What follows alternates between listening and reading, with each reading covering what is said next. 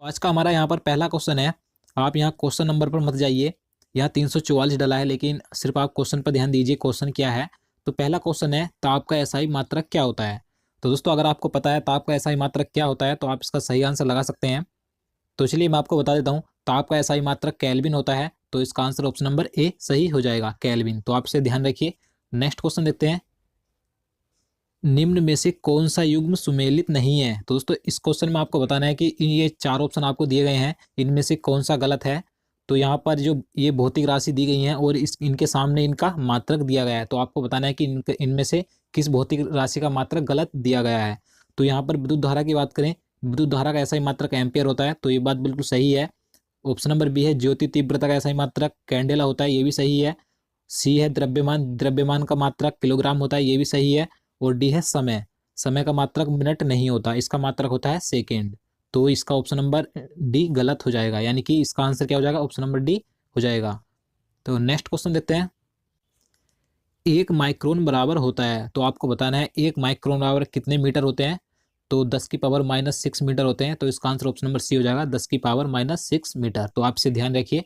Next question देखते हैं, निम्न में से किस समूह की सभी राशियां सैंतीस है। तो दोस्तों इस क्वेश्चन में आपको बताना है कि चारों ऑप्शन में से किस समूह की सभी राशियां सैंतीस राशि हैं।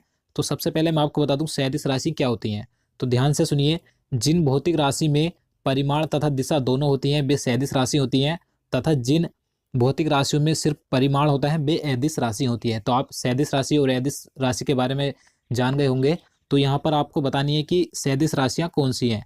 तो इसका आंसर ऑप्शन नंबर डी हो जाएगा, यानी कि उपरोक्त सभी। इनमें जो पहला ऑप्शन है संवेग, त्वरण, बल, ये भी सैंतीस राशि है। ऑप्शन नंबर बी है विस्थापन, भार और विद्युत धारा, ये भी सैंतीस राशि है। ऑप्शन नंबर सी है विद्युत तीव्रता, बलागुण, चुंबकीय क्षेत्र, ये भी सैंतीस राशि है। तो ये जितनी भी यहाँ पर तीनों ऑप्शन में दिए गए हैं ये सभी सैंतीस सैंतीस राशियां हैं। तो आप इसे ध्यान रखिएगा। नेक्स्ट क्वेश्चन देखते हैं, निम्न में से किस समूह की सभी राशियां अदिश हैं। तो दोस्तों इससे पहले हमने बात की थी सैंतीस राशियों की। इस क्वेश्चन में अब आपको बतानी है अदिश राशियां कौन कौन सी होती हैं। तो इसका आंसर ऑप्शन नंबर डी हो जाएगा, उपरोक्त सभी। यानी कि यहाँ पर पहले ऑप्शन में दी गई हैं समय, चाल, द्रव्यमान, ये भी सभी अदिश राशियां हैं। ऑप्शन नंबर बी में है ताप, दाब, ऊर्जा, ये भी अदिश राशियां हैं। ऑप्शन नंबर सी है आयतन, घनत्व, कार्य। तो ये जितने भी तीनों ऑप्शन में यहाँ पर राशियां दी गई हैं भौतिक राशियां, ये सभी अदिश राशियां हैं। तो आप इन्हें याद कर लीजिए, या आप ऐसा कीजिए, आप सिर्फ सैंतीस राशियों को याद कर लीजिए। आपको जब भी एग्जाम में क्वेश्चन पूछा जाएगा आप वहां पर ऑप्शन में देखोगे आपकी सैंतीस राशि याद होंगी, तो आप अदिश राशि को खुद ही पहचान जाओगे। तो चलिए नेक्स्ट क्वेश्चन देखते हैं, एक प्रकाश वर्ष बराबर होता है। आपको बताना है कि एक प्रकाश वर्ष बराबर कितना होता है। तो हम चलिए ऑप्शन देख लेते हैं। तो यहाँ ऑप्शन नंबर ए है 9.46 गुणा 10⁻15 मीटर, तो ये भी सही है। ऑप्शन नंबर बी है 9.46 गुणा 10⁻12 किलोमीटर, तो ये भी सही है। यानी कि इसका आंसर ऑप्शन नंबर डी सही हो जाएगा, ए बे बी दोनों सही हैं। तो मैं आपको बता दूं, आपको ध्यान रखना है, अगर आपसे मीटर में पूछे तो आपको ये ध्यान रखना है 9.46 गुणा 10⁻15 मीटर, और किलोमीटर में पूछे तो 9.46 गुणा 10⁻12 किलोमीटर। आपको सिर्फ यहाँ पर घात में अंतर है, मीटर में 15 है और किलोमीटर में 12 है। तो आपको सिर्फ ये ध्यान रखना है। तो चलिए नेक्स्ट क्वेश्चन देखते हैं, एक समान वृत्तीय गति में क्या होता है। आपको बताना है कि एक समान अगर वृत्तीय गति से चला जाए तो चाल और वेग में क्या होता है। तो चाल अचर होती है और वेग चर होते हैं। तो आप ध्यान रखिएगा। नेक्स्ट क्वेश्चन देखते हैं, यदि किसी वस्तु का वेग दुगुना कर दिया जाए तो क्या होगा। आपको बताना है कि अगर किसी वस्तु का वेग दुगुना कर दिया जाता है तो क्या होता है। तो यहाँ पर ऑप्शन देख लेते हैं। पहला ऑप्शन है संवेग दोगुना हो जाता है, तो ये भी सही है। ऑप्शन नंबर बी है गतिज ऊर्जा 4 गुनी हो जाती है, तो ये भी सही है। यानी कि संवेग दुगुना हो जाता है और गतिज ऊर्जा 4 गुनी हो जाती है अगर किसी वस्तु का वेग दुगुना कर दिया जाए तो इसका आंसर ऑप्शन नंबर डी हो जाएगा, ए और बी दोनों सही हैं। तो चलिए नेक्स्ट क्वेश्चन देखते हैं, जड़त्व का गुण। आपको बताना है कि जो जड़त्व का गुण होता है यह किस में होता है। तो आप ध्यान रखिएगा, जड़त्व का गुण प्रत्येक वस्तु में होता है। तो इसका आंसर क्या हो जाएगा, ऑप्शन नंबर ए सही हो जाएगा, प्रत्येक वस्तु में होता है। तो चलिए नेक्स्ट क्वेश्चन देखते हैं। तो हमारा अगला क्वेश्चन है, पृथ्वी के तल से ऊपर या नीचे जाने पर गुरुत्वीय त्वरण का मान होता है। आपको बताना है कि पृथ्वी के तल से अगर हम ऊपर या नीचे जाएंगे तो गुरुत्वीय त्वरण जो हमारा स्मॉल जी होता है, छोटा जी होता है, इसे गुरुत्वीय त्वरण बोला जाता है। तो इसके मान में क्या परिवर्तन होता है। तो आप ध्यान रखिएगा, हमेशा इसका मान पृथ्वी के तल से ऊपर या नीचे जाएंगे तो मान घटता है। तो इसका आंसर ऑप्शन नंबर ए हो जाएगा, घट जाता है। तो चलिए नेक्स्ट क्वेश्चन देखते हैं। किसी असंतुलित बल द्वारा किसी पिंड में उत्पन्न त्वरण होता है। तो मैं आपको बता दूं, बल के अनुक्रमानुपाती होता है किसी असंतुलित बल द्वारा किसी पिंड में उत्पन्न त्वरण। तो इसका आंसर ऑप्शन नंबर बी हो जाएगा, बल के अनुक्रमानुपाती। तो नेक्स्ट क्वेश्चन देखते हैं। कार्य का एसआई मात्रक क्या होता है। तो काफी आसान क्वेश्चन, आपको पता होगा। अगर आपको पता है तो आप इसका आंसर लगा सकते हैं कि कार्य का एसआई मात्रक क्या होता है। तो कार्य का एसआई मात्रक क्या होता है, जूल होता है। तो इसका आंसर ऑप्शन नंबर ए हो जाएगा। तो चलिए अगला क्वेश्चन देखते हैं। एक अश्व शक्ति बराबर होता है, आपको बताना है कि एक अश्व शक्ति बराबर कितना होता है। ये क्वेश्चन कई बार एग्जाम में पूछा गया है। तो काफी आसान क्वेश्चन है, वैसे तो ये आपको पता होगा। तो 746 वाट होता है एक अश्व शक्ति बराबर। तो इसका आंसर ऑप्शन नंबर बी हो जाएगा। नेक्स्ट क्वेश्चन देखते हैं। न्यूटन के किस गति नियम से बल का व्यंजक प्राप्त होता है। तो वेरी इंपॉर्टेंट क्वेश्चन है। न्यूटन के तीनों नियम काफी इंपॉर्टेंट है, आप उन तीनों नियम को अच्छे तरीके से देख लीजिए। तो यहाँ पर न्यूटन पूछा गया है कि बल का जो व्यंजक प्राप्त होता है न्यूटन के कौन से नियम से प्राप्त होता है। तो न्यूटन के दूसरे नियम से प्राप्त होता है। तो इसका आंसर ऑप्शन नंबर बी हो जाएगा, द्वितीय। नेक्स्ट क्वेश्चन देखते हैं। पृथ्वी की सतह से ऊपर जाने पर दाब क्या होता है, दाब पर क्या परिवर्तन पड़ता है। तो पृथ्वी सतह से जब हमेशा ऊपर जाएंगे तो दाब घट जाता है। तो इसका आंसर ऑप्शन नंबर ए हो जाएगा, घटता है। नेक्स्ट क्वेश्चन देखते हैं। प्रेशर कुकर में खाना जल्दी पकता है क्यों। तो आपको बताना है कि जो प्रेशर कुकर होता है उसमें खाना जल्दी क्यों पक जाता है। तो इसका आंसर ऑप्शन नंबर ए हो जाएगा, यानी कि प्रेशर कुकर के अंदर दाब बढ़ने से पानी का क्वथनांक बढ़ जाता है। तो इसी कारण से प्रेशर कुकर में खाना जल्दी पक जाता है। तो आपसे ध्यान रखिए। नेक्स्ट क्वेश्चन देखते हैं। तो यहाँ पर जो अगला क्वेश्चन है काफी इंपॉर्टेंट है, ये कई बार पूछा गया है। अभिकेंद्रीय बल का उदाहरण है, आपको बताना है कि अभिकेंद्रीय बल के उदाहरण कौन से हैं इन चार ऑप्शन में से। तो इस चलिए देख लेते हैं। तो यहाँ पर ऑप्शन नंबर ए है, पृथ्वी का सूर्य के चारों ओर चक्कर लगाना। तो ये बात बिल्कुल सही है, ये अभिकेंद्रीय बल का उदाहरण है। ऑप्शन नंबर बी है, इलेक्ट्रॉन का नाभिक के चारों ओर चक्कर लगाना। तो ये भी सही है। ऑप्शन नंबर सी है, चौराहे पर मुड़ते समय साइकिल सवार का झुक जाना। तो ये भी सही है, यानी कि इसके answer option number A B C तीनों सही हैं। तो इसका आंसर क्या हो जाएगा, ऑप्शन नंबर डी सही हो जाएगा, उपरोक्त सभी। तो आपसे ध्यान रखिए, अभी केंद्रीय बल क्या होता है, किसी जब कोई बिंदु होता है, मान लीजिए किसी बिंदु के चारों ओर चक्कर कोई वस्तु लगाती है तो वह अभी केंद्रीय बल होता है। तो यही इस क्वेश्चन में पूछा गया था। नेक्स्ट क्वेश्चन देखते हैं। अपकेंद्रीय बल का उदाहरण है। तो दोस्तों इससे पहले हम क्वेश्चन में हमने जाना कि अभिकेंद्रीय बल के उदाहरण क्या होते हैं, आपको समझ में आ गया होगा। अब इस क्वेश्चन में आपको बताना है अपकेंद्रीय बल। तो अपकेंद्रीय बल के उदाहरण क्या होते हैं, चलिए देख लेते हैं। तो यहाँ पर ऑप्शन नंबर ए है, दूध से मक्खन निकालना। तो ये भी अपकेंद्रीय बल का उदाहरण है। ऑप्शन नंबर बी है, कपड़ा सुखाने की मशीन का कार्य। तो ये भी सही है, आपने देखी होगी कपड़ा सुखाने की जो मशीन होती है। ऑप्शन नंबर सी है, मौत के कुएं के खेल में मोटरसाइकिल सवार का घूमना। तो ये भी सही है, यानी कि इसका आंसर ऑप्शन नंबर डी हो जाएगा। ये जो तीनों ऑप्शन दिए गए हैं ए बी सी, ये तीनों सही हैं, यानी कि उपरोक्त सभी। तो आप समझ गए होंगे अपकेंद्रीय बल क्या होता है और अभिकेंद्रीय बल क्या होता है। अभिकेंद्रीय बल में जब कोई यहाँ पर बिंदु होता है उसके चारों ओर कोई वस्तु चक्कर लगाती है तो वह अभिकेंद्रीय बल होता है। और अपकेंद्रीय बल होता है जब कोई यहाँ पर आपने देखा कोई बाहर से आवरण बना है उसके बीच में कोई वस्तु बीच में अंदर चक्कर लगा रही है। जैसे कि मौत के कुएं में आपने देखा होगा, मौत के कुएं में जो मोटरसाइकिल सवार होता है मौत के कुएं के अंदर चक्कर लगाता है तो वो अपकेंद्रीय बल होता है। तो आप इसे ध्यान रखिएगा। नेक्स्ट क्वेश्चन देखते हैं।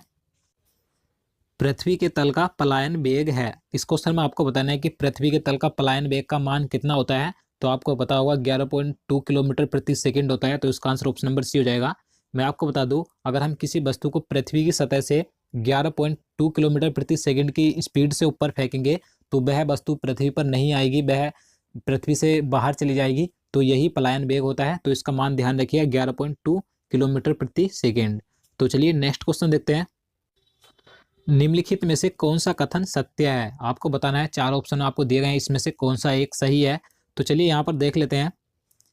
ऑप्शन नंबर ए है, चंद्रमा पर गैसों के पलायन वेग का मान कम है अतः वहां वायुमंडल नहीं पाया जाता है। तो ये बात बिल्कुल सही है। ऑप्शन नंबर बी है, चंद्रमा पर गुरुत्वीय त्वरण का मान पृथ्वी के मान का 1/6 होता है। तो ये भी सही है। ऑप्शन नंबर सी है, कृत्रिम उपग्रहों का द्रव्यमान कम होने के कारण उसमें भारहीनता की स्थिति होती है। तो ये भी सही है, यानी कि ये तीनों ऑप्शन ए बी सी तीनों सही हैं। तो इसका आंसर ऑप्शन नंबर डी हो जाएगा, उपरोक्त सभी। मैं आपको बता दूं, इसमें जो आपको ध्यान रखना है ऑप्शन नंबर बी काफी इंपॉर्टेंट है, क्योंकि यहाँ से क्वेश्चन कई बार पूछा गया है कि चंद्रमा पर गुरुत्वीय त्वरण का मान पृथ्वी के मान का कितना होता है, 1/6 होता है। मैं आपको बता दूं एग्जाम्पल के तौर पर, मानिए अगर किसी वस्तु का भार पृथ्वी पर 60 किलोग्राम है तो चंद्रमा पर कितना हो जाएगा? तो चंद्रमा पर कितना होता है? 1/6 होता है, यानी कि कितना हो जाएगा? चंद्रमा पर 10 किलोग्राम हो जाएगा। तो आप इसे ध्यान रखिएगा। नेक्स्ट क्वेश्चन देखते हैं, निम्नलिखित में से कौन सा कथन सत्य है? इस क्वेश्चन में भी आपको सही ऑप्शन चुनना है कि चार ऑप्शन में से कौन सा सही है। तो मैं आपको बता दूं, जितने भी मैं आपके लिए ये सभी क्वेश्चन लेकर आया हूँ ये काफ़ी इंपॉर्टेंट है। अगर आप किसी भी एग्जाम की तैयारी कर रहे हैं तो प्लीज़ वीडियो को पूरा जरूर देखिए। तो चलिए यहाँ पर ऑप्शन देख लेते हैं। यहाँ पर ऑप्शन नंबर ए है, वायुमंडलीय दाब को बैरोमीटर से मापा जाता है। तो ये बात बिल्कुल सही है, आपको पता होगा वायुमंडलीय दाब बैरोमीटर के द्वारा ही मापा जाता है। ऑप्शन नंबर बी है, बैरोमीटर का पाठ्यांक जब एकाएक नीचे गिरता है तो आंधी आने की संभावना होती है। तो ये भी सही है। ऑप्शन नंबर सी है, द्रवों का क्वथनांक दाब बढ़ाने पर बढ़ता है। तो ये बात बिल्कुल सही है, यानी कि इसके तीनों ऑप्शन सही है। तो इसका आंसर ऑप्शन नंबर डी हो जाएगा, उपरोक्त सभी। तो आपसे ध्यान रखिएगा। नेक्स्ट क्वेश्चन देखते हैं, पानी में तैरते हुए बर्फ के आयतन का कितना भाग पानी के ऊपर तैरता है? तो ये काफी इंपॉर्टेंट है, कई बार पूछा गया है एग्जाम में। तो आपको बताना है कि पानी पे तैरते हुए बर्फ के टुकड़े का आयतन का कितना भाग पानी की सतह से ऊपर या पानी के ऊपर तैरता रहता है। तो आपको ध्यान रखना है 1/9 भाग। तो काफी इंपॉर्टेंट है, आप इसे जरूर ध्यान रखिएगा। चलिए नेक्स्ट क्वेश्चन देखते हैं, पानी की बूंदों के गोल होने का कारण है। आपको बताना है कि पानी की बूंदें गोल किस कारण होती हैं, या आपसे पूछ लिया जाएगा कि वर्षा की बूंदें किस कारण से गोल होती हैं। तो आपको ध्यान रखना है पृष्ठ तनाव के कारण। तो इसका आंसर ऑप्शन नंबर बी हो जाएगा, पृष्ठ तनाव। तो चलिए नेक्स्ट क्वेश्चन देखते हैं, निम्न में से केशिक्त्व का प्रमुख उदाहरण है। आपको बताना है कि ये जो क्रिया होती है केशिक्त्व, इसका प्रमुख उदाहरण कौन सा है? चार ऑप्शन में से कौन सा सही है? तो चलिए यहाँ पर देख लेते हैं। ऑप्शन नंबर ए है, लालटेन की बत्ती में तेल का ऊपर चढ़ना। तो ये सही है, ये केशित्व क्रिया होती है। ऑप्शन नंबर बी है, ब्लॉटिंग पेपर द्वारा स्याही सोखना। तो ये भी सही है, यानी कि इसका ऑप्शन नंबर डी सही हो जाएगा। ए एवं बी दोनों सही हैं। तो आप इसे जरूर ध्यान रखिएगा। ये जो क्रिया होती है केशित्व क्रिया, ये लालटेन की बत्ती में तेल का ऊपर चढ़ना और ब्लॉटिंग पेपर का स्याही सोखना। तो ये भी सही है। तो चलिए नेक्स्ट क्वेश्चन देखते हैं, झूला झूलते हुई किसी लड़की की बगल में कोई दूसरी लड़की आकर बैठ जाए तो आवर्तकाल पर क्या अंतर पड़ेगा? तो आवर्तकाल हमेशा अपरिवर्तित रहेगा। तो इसका आंसर ऑप्शन नंबर सी हो जाएगा।